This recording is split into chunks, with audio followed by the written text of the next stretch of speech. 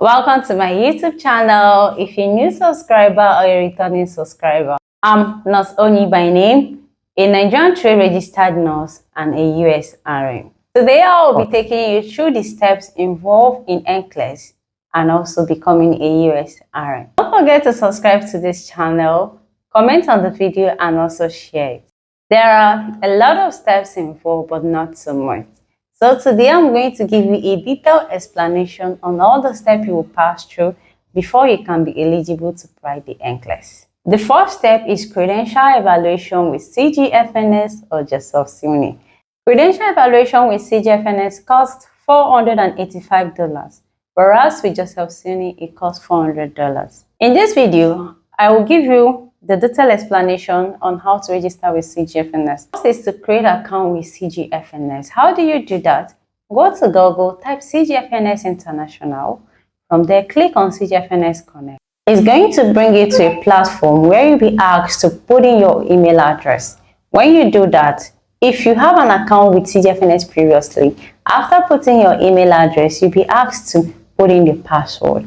But if you are a new user, when you put the email address, you'll be asked to reconfirm your email address. From there, a code and a link will be sent to your email. Next is to go to your email address, click on the link, you'll be asked to put in the code which was also sent to your email. After inputting the code, the next page that will pop up will ask you to choose between authorized agents or applicants. If you are not an agency, please pick applicant. The next page after picking applicant is where you'll be asked to put in your details, which include your name, your date of birth, if you have CGFNS ID before now, your passport number, the country that issued it, the school where you attended, whether a university or a school of nursing, and also the year you graduated. After inputting all those details, you'll be brought to a page where you'll be asked to choose your security questions. It's usually 2, but just know that CGFNS gives you more than 2 security questions. Apart from the 2 security questions you will choose by yourself, the other ones are the jurisdiction where your nursing school or your university is located, your license number, and the name of the university or the nursing school you graduated from. And the last part of this account creation is where you'll be asked to create your own password. And when you do that, please make sure you note it down. If not, you'll have issue logging in after that. After account creation, the next step is to fill out the 10 pages of CGFNS profile. The first page is your personal information. The second page is your contact information, which is your physical, your mailing address, and your contact phone number. The third page is employment and practice information. The fourth page is specialty certification information.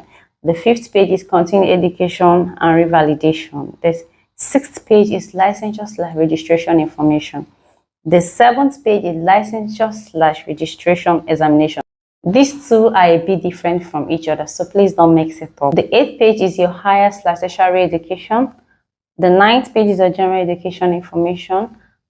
The 10th page is English proficiency test.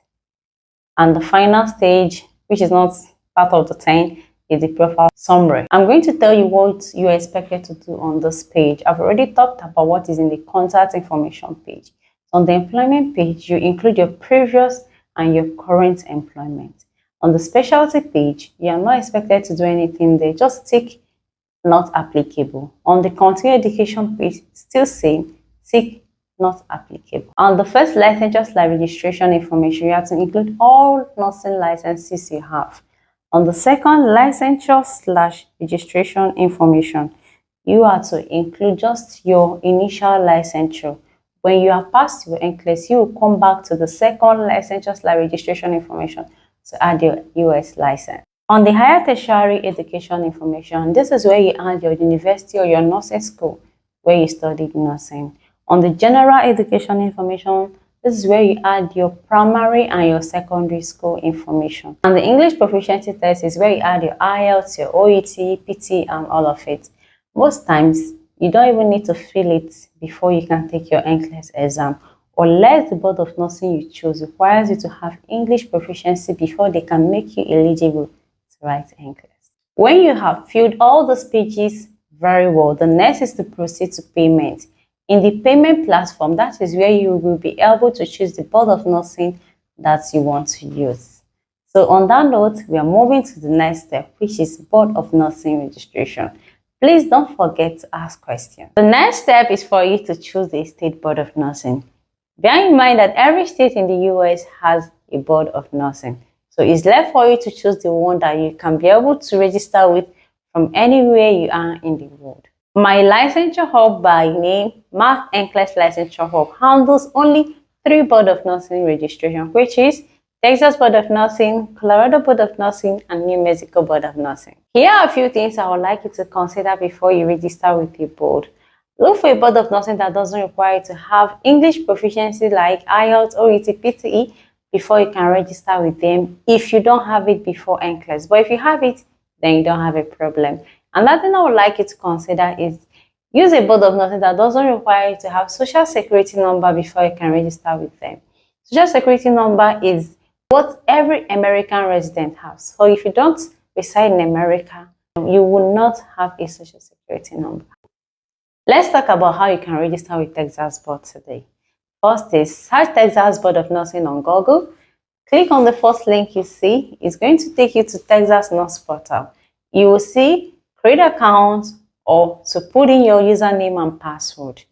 If you already have an account with them, you will not need to create another account. You just proceed to put in your email address. Even if you have forgotten your password, you can always do forgot password. For new users, you'll be asked to put in your email address. You confirm your email address. You will get a link in your email to use and continue the account creation process. When you have successfully created an account with Texas Board of Nursing, you will need to log into the account and fill out the page.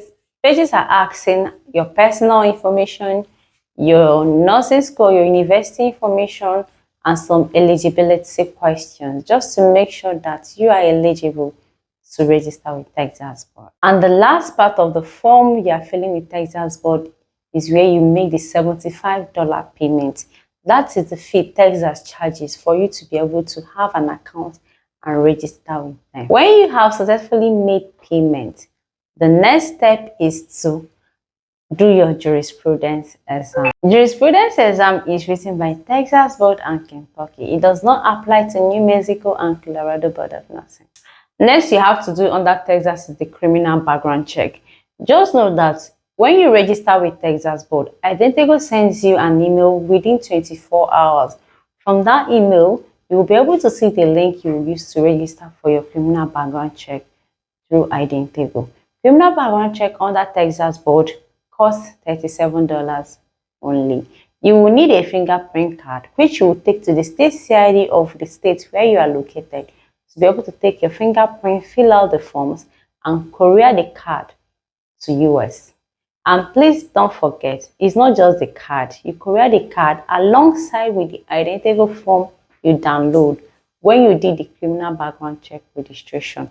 All these 3 in an envelope, you courier them to US. You need to check your eligibility. What am I trying to say? You need to know if you are eligible to write the NCLEX. How do you get to know this? On your Texas account, you will see view status on the dashboard. Click on it to know what is pending and what is completed in your Texas account. If NCLEX is the only pending in your account, that means you are eligible to register your NCLEX exam with Pearson VUE in order to get your ATT, which is also known as authorization to test. In a situation whereby you clicked on your view status and you are saying that NCLEX is not the only pending, maybe you have your verification, your CS reports, your criminal background check still pending, then you need to get all these things sorted out. If you have done your fingerprint already and is not yet updated, you can always message Texas Board through your account, or you can give them a call from 3 p.m. Nigerian time. Now to NCLEX registration. People know it as NCLEX registration, people know it as Pearson VUE registration, people know it as ATT registration. Whichever one you know it with is fine. Just know that NCLEX registration is done through Pearson VUE. So when you register your NCLEX with Pearson VUE, you will end up getting your ATT, also known as authorization to test. NCLEX registration is usually $200, but some Board of Nursing charges more than that. A Board of Nursing like New Mexico charges $215 and few cents for you to be able to register for NCLEX and get ATT under them. When you're also considering Board of Nursing to choose, also consider their ATT validity.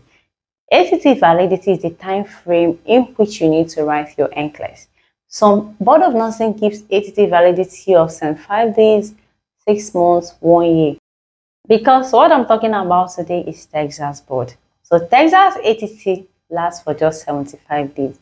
So when you get Texas ATT, you have within 75 days to test for your NCLEX exam. So within these 75 days, you are going to book your flight ticket, but before then, you are going to apply for your visa and make reservation while you are still doing your last preparation for NCLEX.